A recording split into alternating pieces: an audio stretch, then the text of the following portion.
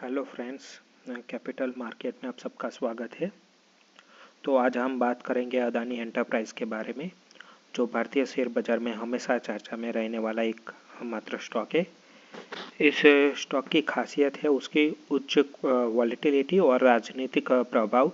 इस वीडियो में हम इस रेजिस्टेंस जोन और सप्लाई जोन और भविष्य की संभावनाओं पर चर्चा करेंगे। ठीक है, तो पहले हम लोग सप्लाई जोन और रेजिस्टेंस जोन की जानकारी लेंगे। तो मेरे हिसाब से सप्लाई जोन 25,550 से लेकर 26,050 तक के बीच में एक सप्लाई जोन है।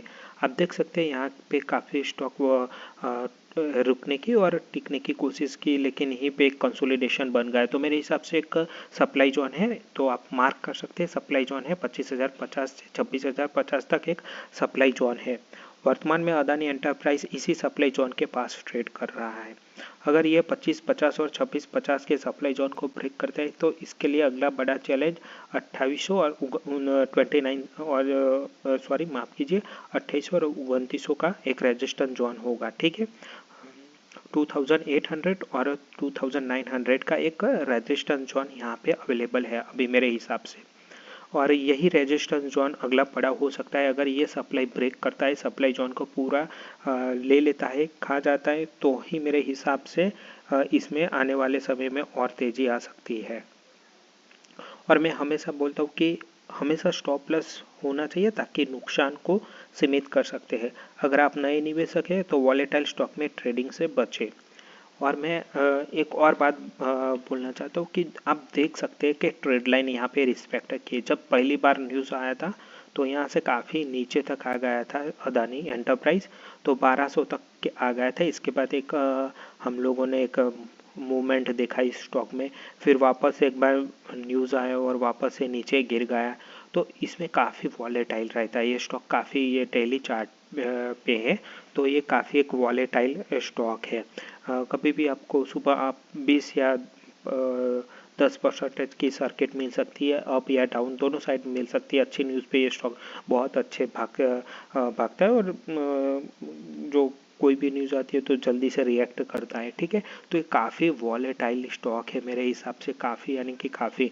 तो यहाँ पे एक और पैटर्न दिख रहा है, तो एक यहाँ पे पॉइंट और दूसरा यहाँ पे ट्रेड लाइन को टच किया है। सिमिलरली वहाँ पे अपसाइड भी ऐसा है, तो शायद अगर ये जो वेज पैटर्न है अगर उसको ब्रेक करता है, मान लीजिए कि सप्लाई जोन को भी ब्रेक करता है और ये जो रेजिस्टेंस जोन है उसको भी ब्रेक करता है, तो शायद हम लोगों को वापस से 3400 के लेवल मिल सकते हैं। और पूरा ये मार्केट पे डिपेंड करता है कि मार्केट कैसे रिएक्ट करता है। अगर ये अच्छी न्यूज़ आ गई और मार्केट अच्छा चलता है तो मेरे हिसाब से यही कहीं पे तीसरा पॉइंट होना चाहिए। ये मे 25 में या उससे पहले भी हम लोगों को 3400 के मिल सकता है। और अगर मार्केट अच्छा रहता है तो वापस से हम लोगों के नई ऊंचाई अदानी एंटरप्राइज में मिल सकती है। फिलहाल ये स्टॉक काफ़ी वॉलेटाइल है, तो मेरे हिसाब से ऐसे वॉलेटाइल स्टॉक में हमेशा बच के रहना चाहिए, क्योंकि ये इसमें कमाने के भी चांस ज़्यादा होते हैं और लूज़ करने के भी चांस ज़्यादा रहते हैं। तो ये जो हम लोगों ने ये ड्रॉ किया है ये डेली पेज पे है। अब आपको मैं वीकली पेज पे भी सिनारियो दिखाई देता हूँ। तो वीकली पेज पे भी आप देख सकते हैं सेम ही सिनारियो है, यहाँ पे कंसोलिडेट हो रहा था। यहाँ पे भी वीकली बेस पे आप देख सकते हैं ये सारा वीकली बेस पे है, तो यहाँ पे भी काफ़ी कंसोलिडेट हुआ है ये स्टॉक अदानी एंटरप्राइज। फिर वापस से एक टिप मारी है, फिर इसके बाद ये वापस से एक रनअप हुआ है। तो शायद ये हो सकता है कि यहाँ पे कंसोलिडेट करे और 3-4 वीक, और इसके बाद हम लोगों को, लेकिन इसके लिए आगे रेजिस्टेंस है 2900, इसी जोन के आसपास एक अच्छा खासा रेजिस्टेंस भी है। और मैं मंथली की बात भी कर लेता हूँ, तो मंथली में कैसा दिख रहा है वो भी हम लोग देख सकते हैं। तो मंथली में भी सेम सिनारियो ही है, यहाँ पे एक पॉइंट है, यहाँ पे दूसरा पॉइंट। तो जनरली मेरे हिसाब से अगर तीसरा पॉइंट टच होता है कहीं पे भी या फिर उसको रीटेस्ट करता है तो हमें इस स्टॉक पे संभल कर ट्रेड करना चाहिए। काफ़ी ये वॉलेटाइल स्टॉक है, तो उसमें हम लोगों को फ़ायदा भी बड़ा हो सकता है, नुकसान भी इसके हिसाब से होगा। ठीक है, तो मेरे हिसाब से टेक्निकली मैं अभी ये स्टॉक को नज़र में रख सकता हूँ, ट्रेड नहीं करना चाहिए, क्योंकि आप देख सकते हैं यहाँ पे भी सप्लाई जोन के आसपास ही कंसोलिडेट कर रहा है। ठीक है, तो या तो हो सकता है ये पूरा सप्लाई जोन खा भी रहा हो और फिर वापस से एक तेज़ी की और तरफ निकल भी सकता है।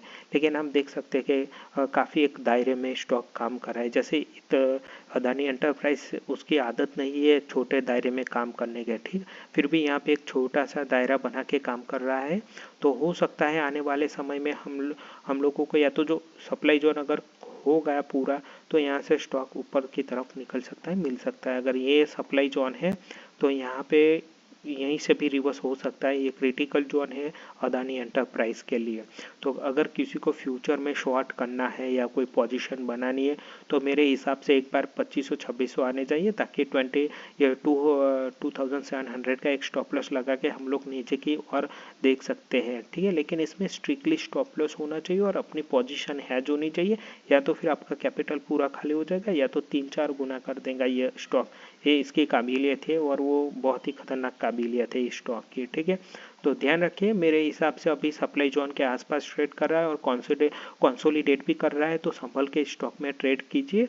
और तेज़ी के लिए मेरे हिसाब से ये जब तक 2900 को ब्रीच नहीं करता तब तक हम लोगों को उसमें अभी फिलहाल मुझे नई हाई की कोई उम्मीद नहीं दिख रही। अगर ये टूट गया तो हम लोग देख सकते हैं कि कहीं यहाँ पे एक ट्रेड लाइन है, अगर 3400 के आसपास भी ट्रेड लाइन, यहाँ पे कहीं पे भी ये स्टॉक ट्रेड करेगा तो फिर इसके बाद हम लोगों को नए हाई के लिए मिल सकता है ये स्टॉक। फिलहाल मेरे हिसाब से ये सप्लाई जोन के आसपास है, तो संभल कर ट्रेड करना चाहिए। तो प्लीज़ वीडियो को लाइक कीजिए और अपने दोस्तों के साथ शेयर कीजिए और चैनल को सब्सक्राइब कीजिए। Thank you for watching.